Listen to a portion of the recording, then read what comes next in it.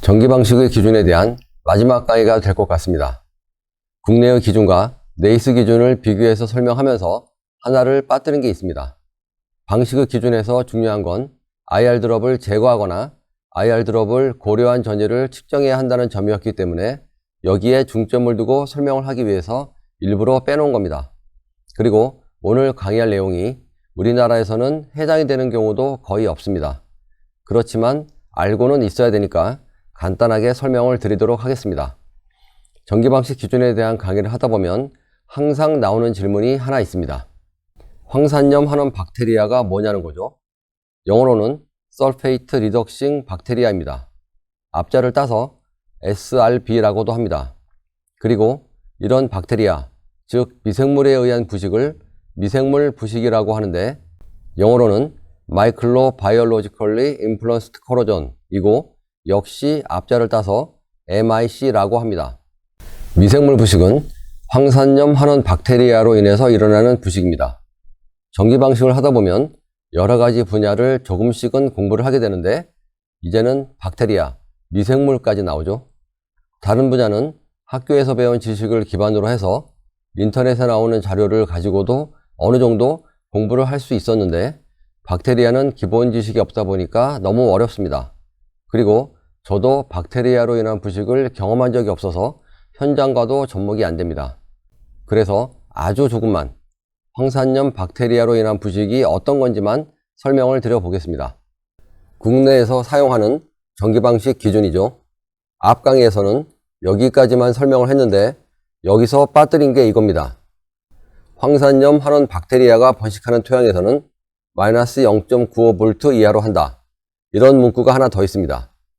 마이너스 0.95V 이하라는 건 더 네거티브 해야 합니다. 마이너스 0.9, 마이너스 0.85가 아니고 마이너스 1.0, 마이너스 1.1V를 말하는 겁니다. 그럼 이 황산염 하는 박테리아가 철을 공격해서 부식을 시키냐 하면 그런 건 아닙니다. 사람을 포함한 대부분의 생물 또는 미생물은 산소가 있어야만 살 수가 있죠. 이런 걸 호기성이라고 합니다. 여기에 나오는 기자는 공기를 말하죠. 즉 산소를 말합니다. 산소를 좋아하는 성질이 있는 겁니다. 육지에서 살고 있는 생물이나 미생물은 산소를 피할 수가 없으니까 대부분 산소를 좋아하겠죠. 반대로 산소를 싫어하는 경우도 있다고 합니다. 주로 바다 깊은 곳 같이 산소가 별로 없는 곳이나 공기가 잘 통하지 않는 곳에서는 이런 생물이나 미생물이 살 수가 있습니다. 이런 걸 혐기성이라고 합니다. 이 혐기성에는 크게 두 가지가 있습니다. 산소를 싫어한다기보다 산소가 필요하지 않은, 즉 산소가 있어도 되고 없어도 되는 경우이고요. 산소가 있으면 안 되는, 살아갈 수가 없는 경우도 있다고 합니다. 이 두 가지를 모두 혐기성이라고 하는데 이제 생물은 잘 모르겠고요. 미생물로만 얘기를 하자면 땅 속에 철이 매설되어 있는 부분이 산소가 별로 없는 것이라면 이런 혐기성 미생물이 번식을 할 수가 있습니다. 물론 대부분의 땅 속은 공기가 잘 통하고 산소가 많이 있습니다. 호기성 박테리아는 산소를 이용해서 호흡을 합니다.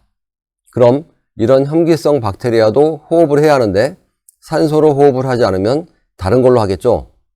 황산염 환원 박테리아는 혐기성 박테리아의 한 종류인데 황산염을 이용해서 호흡을 하는 독특한 특성을 가지고 있습니다.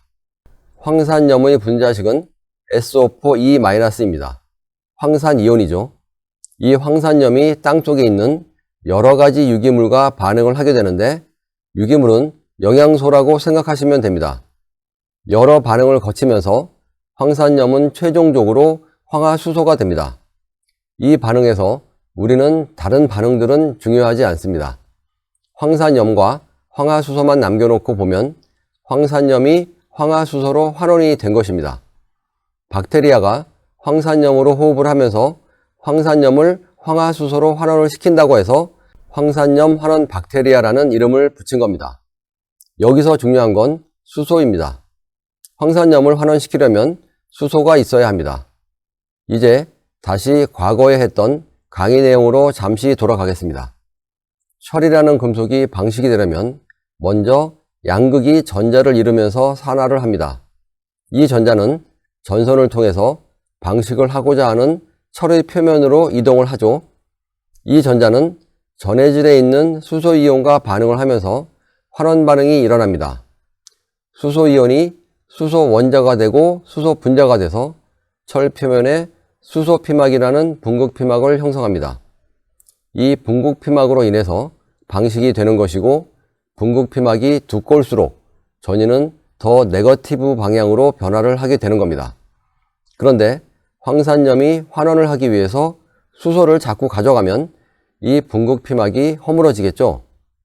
수소를 가져가는 미생물이 없다면 마이너스 850mV까지만 분극 피막을 만들어 놓으면 되는데, 황산염 환원 박테리아가 있는 곳에서는 수소를 빼앗기게 되니까 그걸 감안해서 수소 피막을 조금 더 두텁게 만들어야 하는 겁니다.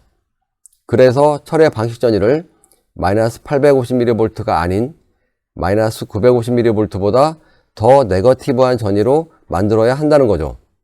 네이스에 있는 내용으로 확인을 해 보도록 하겠습니다.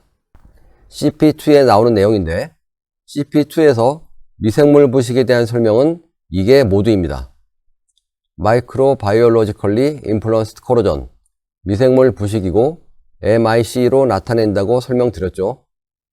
Anaerobic Condition, 산소가 없는 상태, 즉 혐기성 조건입니다. 혐기성 조건에서 존재하는 특정 박테리아는 황산염을 환원시키고 이 과정에서 수소를 소모한다. 이 내용입니다. 황산염이 환원되는 과정에서 수소가 필요한 겁니다. 그 다음을 보시면 구조물 표면에서 수소의 소지는 음극 영역에서 스틸을 소극시키고 갈바닉 부식전지로 인한 금속의 부식을 더 빠르게 진행시킨다. 철 표면에서 수소가 환원되면서 수소 피막이 생기고 이 수소 피막에 의해서 분극이 된 이 영역이 음극 영역이죠.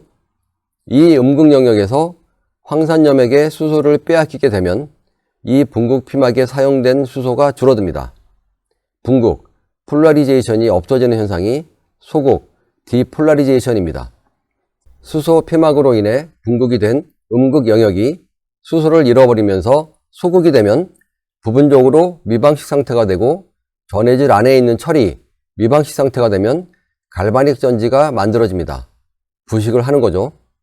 다시 본문을 보시면 구조물 표면에서 수소의 소지는 음극 영역에서 스틸을 소극시키고 갈바닉 부식전지로 인한 금속의 부식을 더 빠르게 진행시킨다. 황산염 환원 박테리아가 철을 공격해서 부식을 시키는 줄 알았는데 그건 아니죠. 철의 방식에 필요한 수소를 황산염 환원 박테리아가 가져가기 때문에 결과적으로 철의 방식을 방해하는 겁니다. 그 다음 부분에 이 내용을 이야기하고 있습니다. 이때 박테리아는 구조물을 직접 부식시키지는 않지만 결과적으로 정상 상태에서는 수소 분극 피막의 형성으로 억제되던 기존 부식전지가 더 빠르게 부식할 수 있는 전도성 있는 환경을 만든다. 정리를 하자면 황산염 환원 박테리아는 금속을 직접 부식시키는 것이 아니고 수소를 소모함으로 해서 수소 분극 피막을 약화시키고 음극 분극을 소극시킴으로 해서 부식 환경을 만드는 것이다. 이렇게 이해하시면 될 것 같습니다. 제가 미생물 백과사전도 한번 찾아봤는데 박테리아가 수소를 가져가기도 하지만 철을 직접 공격한다는 내용도 있습니다. 즉 황산염 환원 박테리아가 환원을 할 때 철에서 직접 전자를 빼앗아서 환원을 하기도 한다는 겁니다. 철이 전자를 잃으면 부식을 하게 되죠. 하지만 이런 경우는 아주 작은 부분이고, 큰 범위에서의 미생물 부식은 황산염 환원 박테리아가 환원을 하는 과정에서 철의 방식에 필요한 수소 피막을 약하게 만들기 때문에 부식에 취약한 상태에 노출이 된다고 이해를 하시면 될 것 같습니다.